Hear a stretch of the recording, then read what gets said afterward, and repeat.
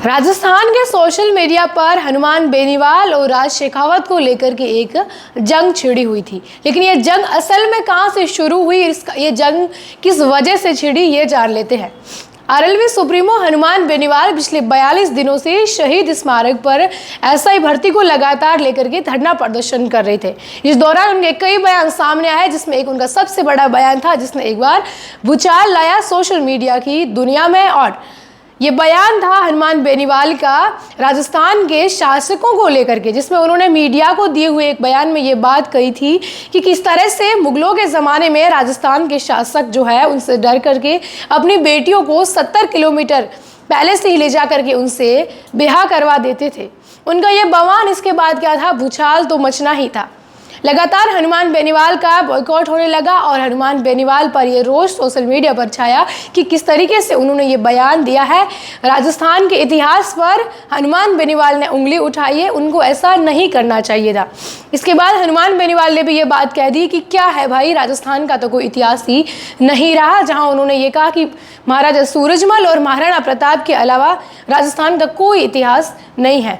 लेकिन social media की दुनिया भी इस तरह से है कि लेती किसी को आड़े हाथ है तो फिर आसानी से छोड़ती भी नहीं है। ट्रोल भी किए गए हनुमान बेनीवाल को, जो कि हमेशा होते हैं। हालांकि उनके लिए इतनी बड़ी बात नहीं है क्योंकि राजनीति में बयानबाजी तो चलती है, लेकिन इस बार ये बयान कुछ अलग तरीके का था, जहां पर राजस्थान के इतिहास को बिल्कुल नहीं होने की बात कही गई थी। ऐसे में जो क्षेत्रीय करणी सेना के अध्यक्ष है राज शेखावत, जो कि खुद अपने बयानों की वजह से चर्चाओं में रहते हैं, राज शेखावत वही है जिन्होंने ये कहा था कि लॉरेंस बिश्नोई का मर्डर करने वाले को मैं पैसे दूंगा। इसके बाद राज शेखावत ने इस बयान में जो है पलटवार करते हुए कहा कि हनुमान बेनीवाल के आवास नागौर को हम घेराव करेंगे, इसको लेकर के हम महासम्मेलन करने जा रहे हैं। उन्होंने तमाम तैयारियां करी। 8 जून जो है वो डेट फिक्स की गई कि वो नागौर में जाकर के उन्होंने ये कहा कि हम लोगों को इकट्ठा कर रहे हैं और क्षेत्रीय करणी सेना जो है वो अपना महासम्मेलन शुरू करने जा रही है। इसको लेते हुए अभी हनुमान बेनीवाल खुद इस वक्त जो है वो तो शहीद स्मारक पर धरने में लगे हुए हैं। राज शेखावत लोगों को इकट्ठा करने में लगे हुए हैं कि हम महापड़ाव करेंगे, महासम्मेलन करेंगे, आवास का घेराव करेंगे। इस तरह की बातें हुई। उन्होंने परमिशन लेनी पड़ी है क्योंकि आप भीड़ इकट्ठा करते हो तो आपको जिला प्रशासन, वहाँ की पुलिस प्रशासन से परमिशन लेनी पड़ती है।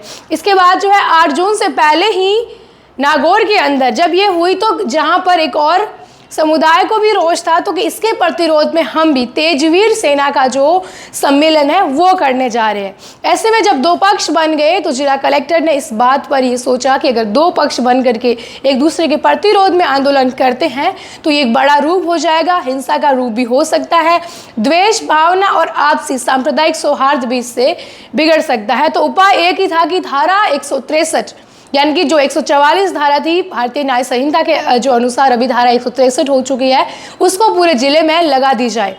तो जिला कलेक्टर है नागौर के अरुण राज पुरोहित, उन्होंने ये आदेश निकाला है कि अभी नागौर के अंदर 5 जून 2025 से लेकर के 20 जून 2025 तक धारा 163 रहेगी और इसके दरमियान कोई भी जो है व्यक्ति 4 से अधिक लोग इकट्ठा नहीं हो सकते, यानी कि प्रदर्शन, धरना, जुलूस पूरी तरह से प्रतिबंध रहेंगे। कोई भी हथियार लेकर के नागौर की सीमा में प्रवेश नहीं कर सकता, किसी भी तरह की विस्फोटक सामग्री लेकर के भी जो प्रवेश है वो नहीं कर सकते। लेकिन जब बात सोशल मीडिया की थी, जंग वहां से छिड़ी, तो अभी प्रशासन सोशल मीडिया पर पूरी तरह से निगरानी रखने वाली है।